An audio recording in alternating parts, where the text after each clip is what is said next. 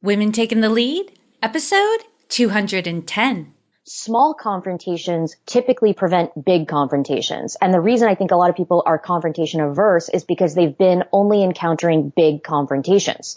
So if you only ever encounter the big ugly ones where somebody tells you that they've been upset for a long time and that you've been a disappointment, that's the kind of thing that sticks with you. But if somebody just brings up kind of casually after a meeting, like, hey, maybe next time try to, approach such and such this way, or, hey, I see that we didn't quite make our deadline. Like, we really need to try harder to stick to that, is a much easier conversation to have.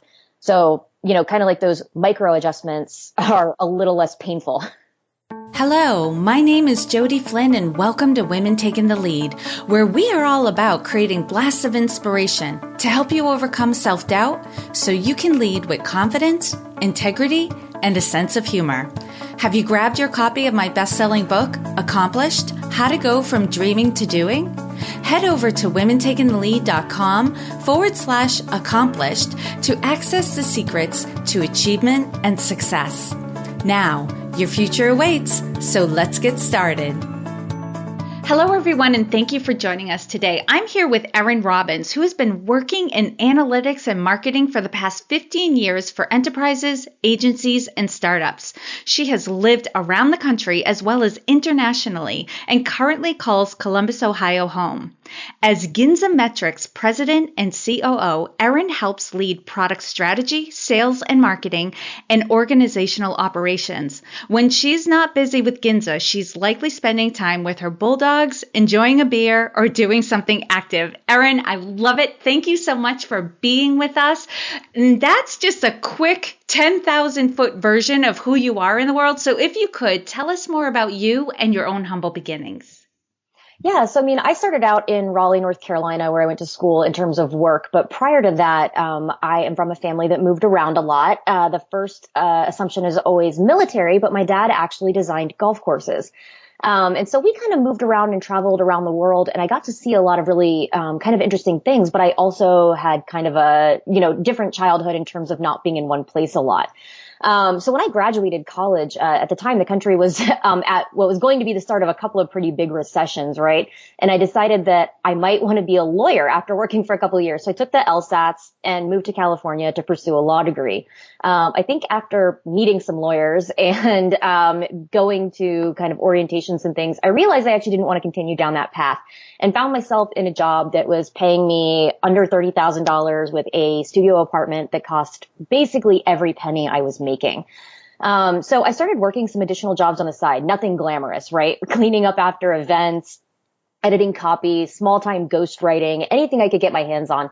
And things were really tight. And, I didn't know very many people when I first moved to San Francisco, and with my family back on the East Coast, there was a lot of moments of kind of eating peanut butter crackers, which was all I could afford, when money would run out a few days before the next paycheck would come in. I was really kind of questioning what it was that I would want for my career. So over, probably about 3 to 5 years, I changed jobs, a lot in retrospect, and really tried to learn and keep up with technological changes and figure out where I wanted to go. Got involved with kind of, technology marketing and social media through, agency work, through work at big enterprises, through work at smaller stuff. And it wasn't until I started working at startups, and actually started creating technologies that were solving people's problems that I kind of really felt like I was where I needed to be. Oh my goodness. Erin, I think a lot of people listening are going to relate to that windy journey. I think a lot of us has had where it's like, I'll try this. Well, maybe this. And, unseen forces have taken me over here. So now I'll dabble. But one thing is always true is from what I've seen is there's no wasted time. Every next thing we draw on experiences we had in the past, probably even including your experience in cleaning up after events. You probably learned a lot about people from that experience. Go ahead.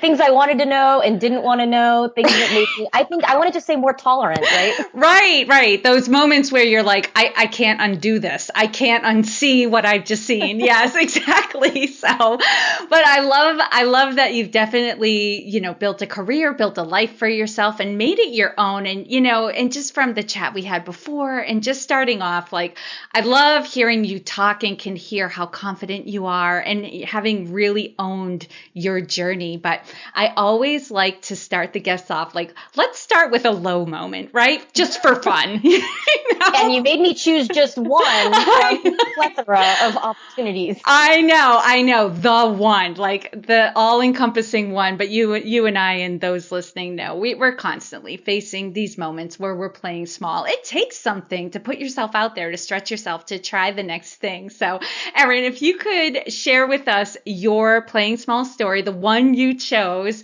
and the lessons you've learned from it. Yeah, I mean, so this happens in a lot of different markets, but I came from technology, which was a largely male-dominated industry. And I definitely found myself in some interesting circumstances in terms of how to navigate that situation while, staying kind of true to myself, right? And a lot of conversation happens around gender bias, and issues that prevent women from feeling like they can succeed. And I'll tell you, like, that is an actual issue, not a myth, or an excuse for a lot of people. And what I don't hear as much about that I'll talk about now is, women not always supporting women in these kind of more male-dominated industries. And that to me is something I'm really focused on changing. So here's an example. I was working for a mid-sized organization in Silicon Valley in my early 20s, and one of the lowest people on the totem pole, naturally. And kind of during my saltine cracker and peanut butter years, the owner of this organization was regularly seen kind of talking to people in the hallways and inviting people back to his office. And there was a colleague of mine, a female colleague, who's a bit above me in the organization, who regularly went to see him. And one day he invited me to his office after work, and he made some comments that made me feel a little bit uncomfortable. And he continued to invite me there a few more times, talking about how much my career could advance and how fortunate I was to be in the role that I was in. And I kind of ignored his advances and found excuses to be busy when he would invite me to come and chat. And the woman who had previously kind of been a regular in his office, unfortunately decided that I think maybe she missed the attention and told people that I had been trying to use my looks to advance my status in the organization, and made some comments that were not only untrue, but, kind of protected someone who I felt like, for all intents and purposes, was kind of harassing his employees. So instead of standing up for myself and fighting for what I thought was right and confronting both my female colleague and my superior, I took another job, and a job that wasn't even what I wanted, because I was in a hurry to get out of an uncomfortable situation. And I thought that no one would listen because of my junior level in the organization. And I felt like the deck was kind of stacked against me. But in hindsight, that was really no excuse not to do the right thing and not to call attention to an issue. And not just for myself, but because there may have been others who also felt the same way.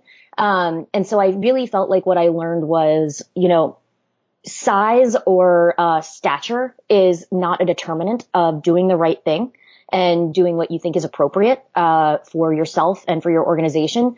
And that's been kind of something that I've tried to stick with ever since. Yeah, I definitely agree with you, Erin. I've really come to understand that sexism is a cultural issue, not a gender issue, because women can be just as guilty of sexism as men. And your story really captures that. And I've also, heard of experiences where women had sexually harassed a man, and made men feel uncomfortable. And really what sexism is, or any ism, is really a power play. Whenever there's a struggle for power, these isms can crop up. And I really acknowledge you for looking back and thinking about, like, wow, if I'd stayed, could I have made a change from the inside? And that's really tough. It's a tough call, because I know a lot of people, when faced with those situations, it's so uncomfortable, right? It's not a good place to be. So your first instinct is to get out, and I know people who were like, I just didn't have it in me. It was all they could do to just get by day to day, feeling uncomfortable, that their first thing was to move on. And it takes something to stay on the inside and make change from the inside.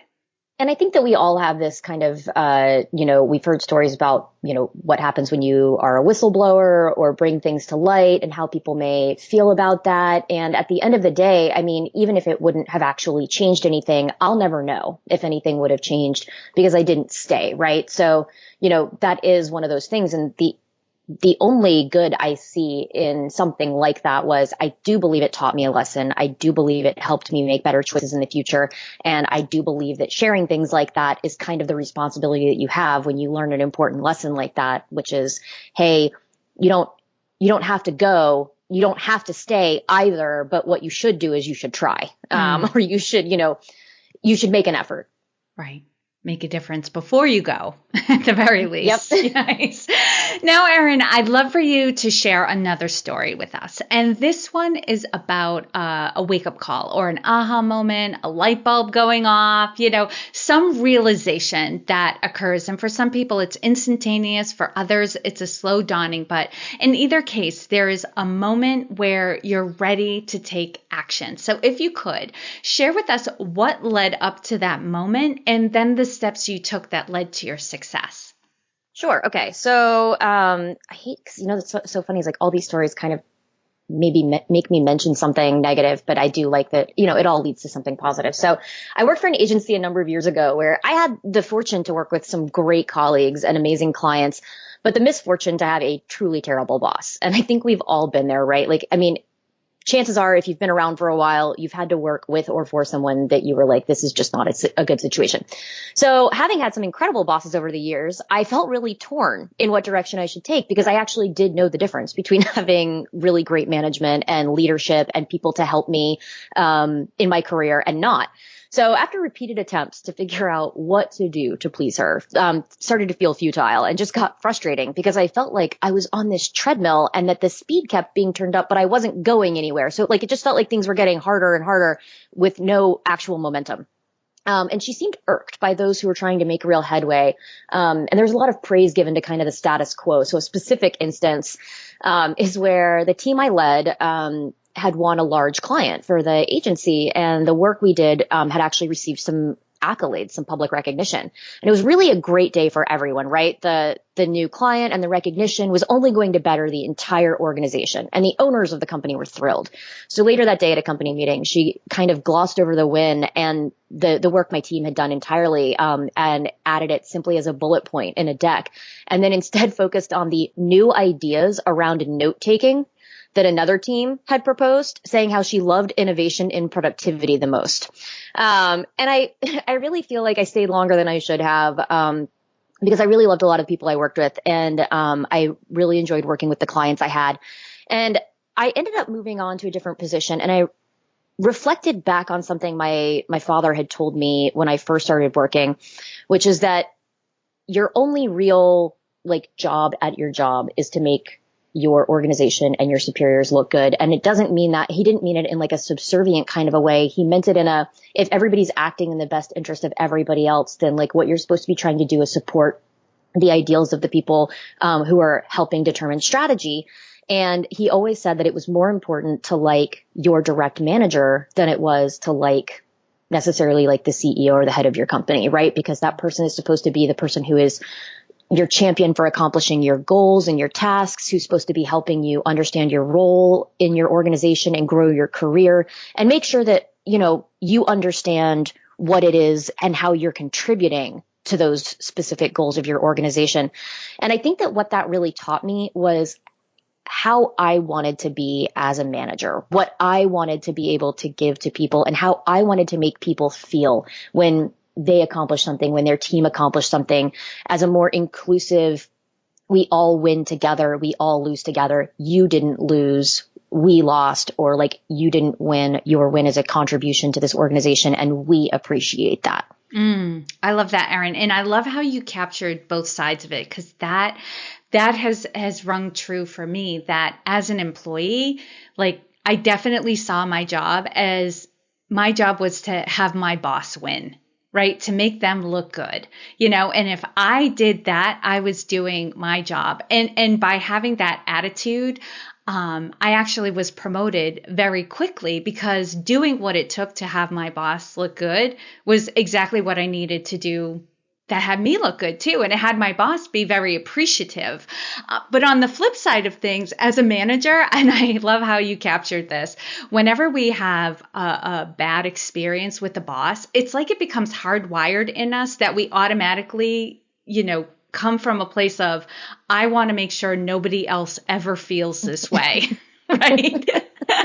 And it's like our guiding principle for how we lead our team is to make sure that we never create that experience for them.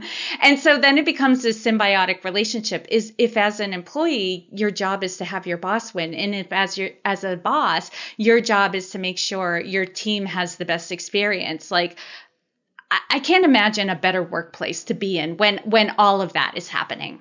Even when things are going wrong, things are still at its basic level going to go right, because people are acting in what's probably the most altruistic and best interest of everybody.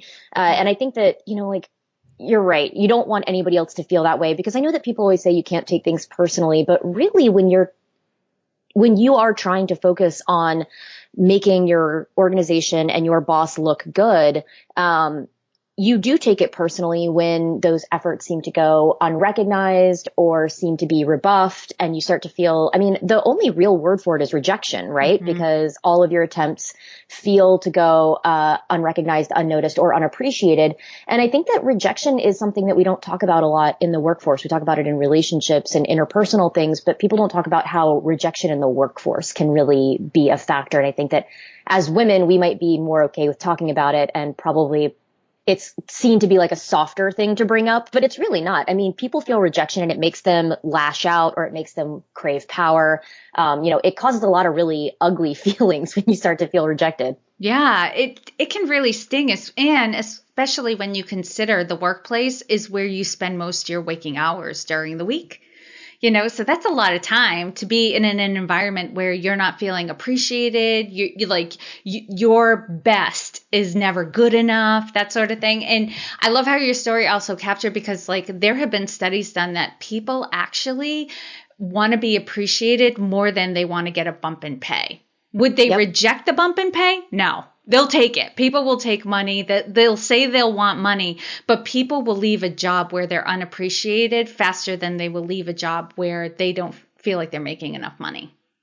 That's a definite truth. And my work at GinzaMetrics is a really good example of that. I truly feel like I am appreciated for, not necessarily all day, every day. It's a startup, and, we are at the grind, but I definitely feel like my organization appreciates what I put into it. And I feel like I work very hard at thanking people regularly, almost overly thankful at times. But I do want, especially when you work in a, kind of geographically diverse workforce, I think it's really important to make sure that people understand, because you don't pass them in the hallways and get those opportunities, that you use whatever your messaging system and email system is to show recognition and appreciation. Yeah. And this is a great segue, because the next thing I wanted to ask you about was your leadership style. Because I think where a lot of people, I think women especially, can get hung up is we see somebody who's been successful, and we automatically, it's natural and intuitive, we want to emulate that person, but without thinking about, do we share the same values? Do we have the same personality type? Do we share the same strengths?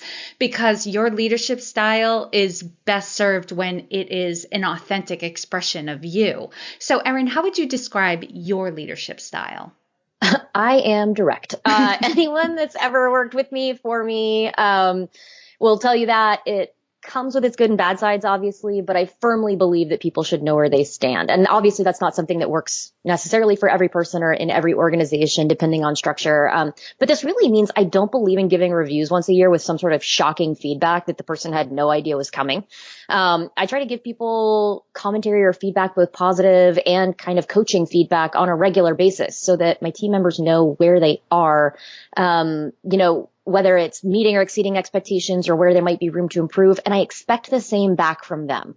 Nobody as a manager, or a leader wants someone to come in and quit and say, hey, I've been unhappy actually for the last 6 months, and you had no idea.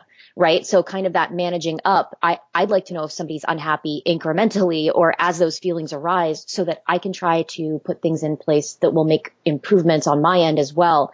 And not only am I direct, I'm pretty casual in my conversation style. I've been working really hard to not use swear words while we're on this podcast. So overly formal communication with my team isn't really my preferred way of interacting.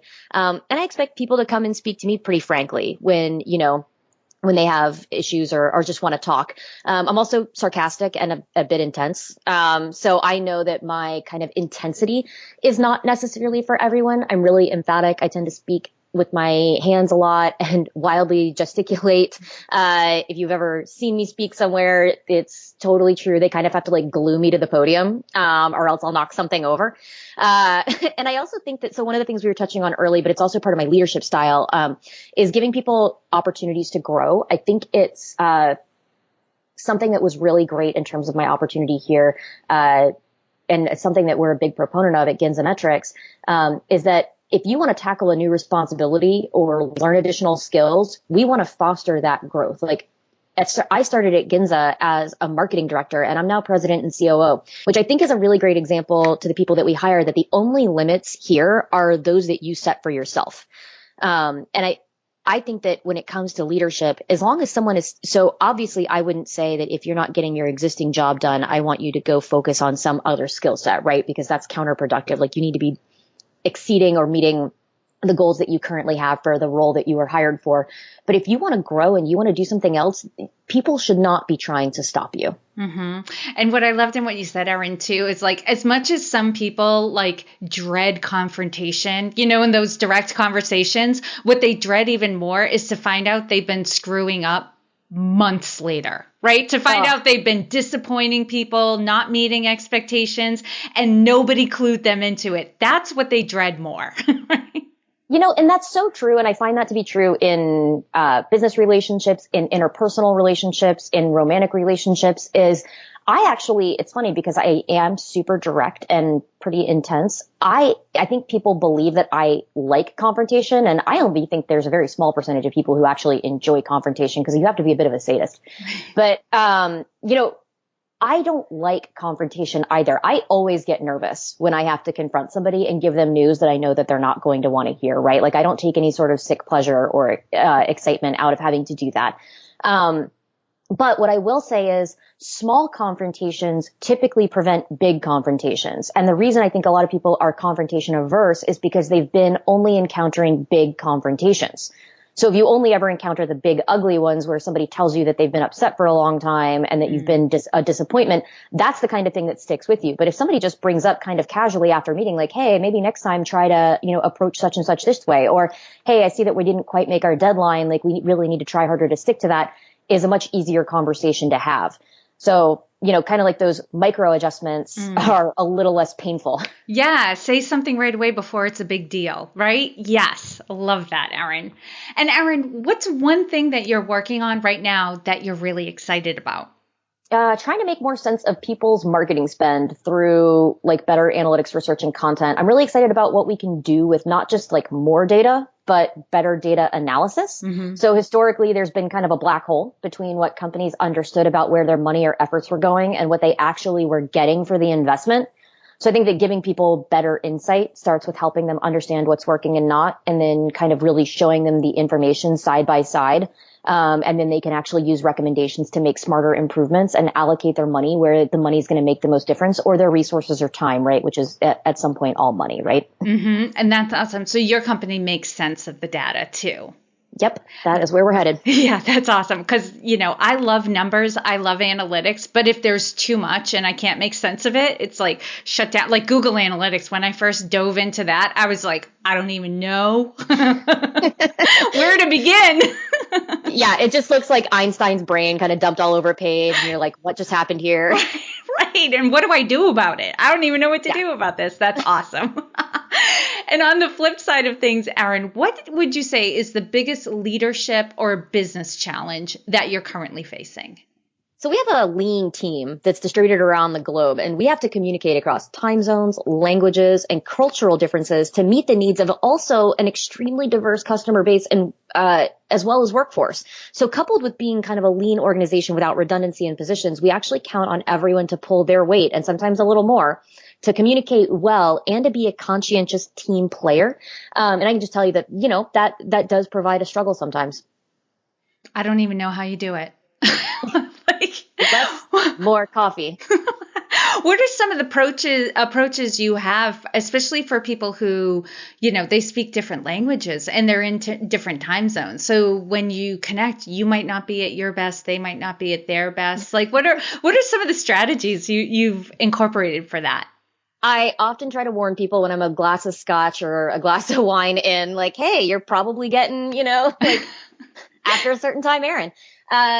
We use Slack and we try to communicate, and we have channels and rooms set up for a variety of different conversations. I will say that, like eventually what you get is like 7,000 Slack rooms and channels set up, which gets to be a little bit cumbersome. So trying to, really narrow that down into the most important set of things is really important. I think that communication between the thing that's important, especially when you have a smaller team, right, is everybody's ideas and input is really important. And so you never want to make it sound like there's like necessarily a leader of the team. But what we try to do is we have certain people who are responsible for aggregating and leaving handoffs.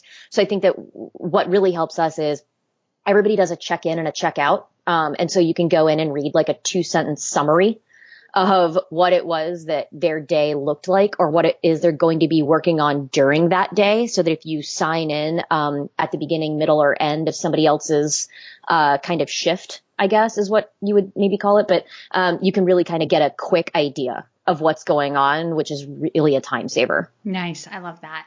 All right, Erin, now we're going to do a quick leadership roundup. So tell us, what is one practice you have that helps to make you a better leader? I try to learn to do the things that I ask of others around me. So being a working manager, I think it's important to try to have some understanding of what all it is that you're requiring other people to do. And coupled with that, the converse side is knowing what you don't know. So I think it's important to understand the roles of your team. And it doesn't necessarily mean that you can do everything they can. That would be impossible in large organizations or as you reach the top. And it would also mean that, that may not even be like you're not probably the best person to do everything, but you can at least understand the core functions, challenges, and needs so that you can actually help make the most strategic and beneficial recommendations as a leader in an organization. And then when you really start to think about and understand knowing what you don't know, you start to learn how to place more trust in the people that you hire to fill those gaps and understand, really the importance of working with people that you trust to know what you don't know. Because when you start to feel like you're not sure if they're actually taking care of things and then you're trying to check in behind them, but it's in an area that you don't really feel is a specialization, I think that causes a lot of stress and friction. Mm-hmm. I had Andrea Goulet on from Corgi Bites, who had said that, as the president or as the executive of the organization, your job is not to do the work, but it's to know what's going on and do the research so you can make thoughtful decisions that are for the best of your team.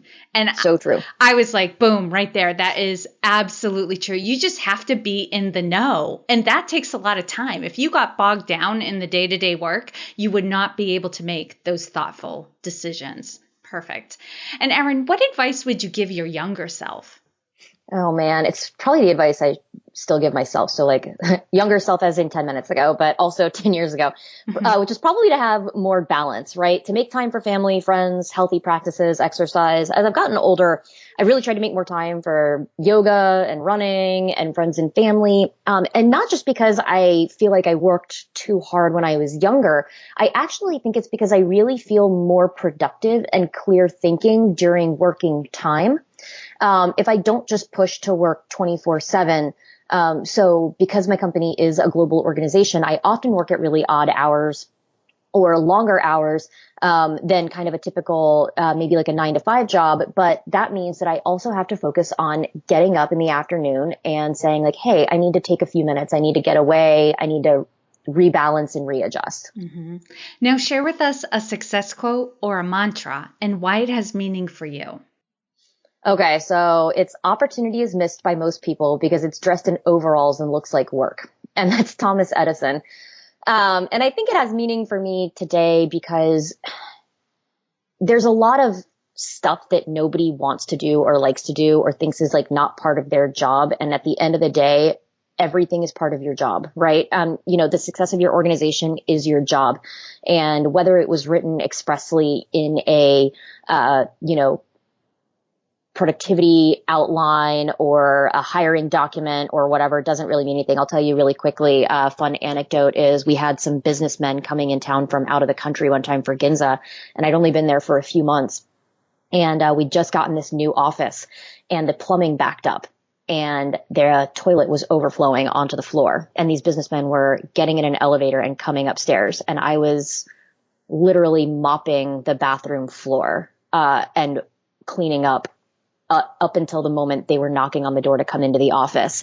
And was it my job to clean the bathroom floor? No. But is it my job to make the organization look successful and capable? Yes. So that meant mopping the bathroom floor. That's a great story. So true. And lastly, Erin, what is the best way for this community to connect with you? I am on Twitter at Texas Girl Erin. I have an email, which is erin@GinzaMetrics.com. You can find me on LinkedIn. I am Erin Robbins. And, any other way you find to get a hold of me, you can stop by my house in downtown Columbus, Ohio, too. I've always got cold beer. Love it. And for those of you listening, you can find all the links and resources Erin shared in this episode at womentakingthelead.com. And Erin, thank you so much for taking the time to inspire and enlighten us. We are all better for having met you. Thanks for having me. Before we say goodbye, I want to give a huge shout out to Millie Welsh at ZebraLab Web Solutions. She does the hosting for the Women Taking the Lead website, as well as the SEO and payment solutions. So if you need help with any of these things, contact Millie at ZebraLabWebSolutions.com. Thank you all for joining me on Women Taking the Lead. And to strengthen you on your own leadership journey, I'd like to send you off with a quote from Marianne Williamson, so here goes. Our deepest fear is not that we are inadequate. Our deepest fear is that we are powerful beyond measure. It is our light, not our darkness, that most frightens us. We ask ourselves, who am I to be brilliant, gorgeous, talented, fabulous? Actually, who are you not to be? You are a child of God. Your playing small does not serve the world. There is nothing enlightened about shrinking so that other people won't feel insecure around you. We are all meant to shine as children do. We were born to make manifest the glory of God that is within us. It's not just in some of us, it's in everyone. And as we let our own light shine, we unconsciously give other people permission to do the same. As we are liberated from our own fear, our presence automatically liberates others. Again, thank you for joining me, and here's to your success.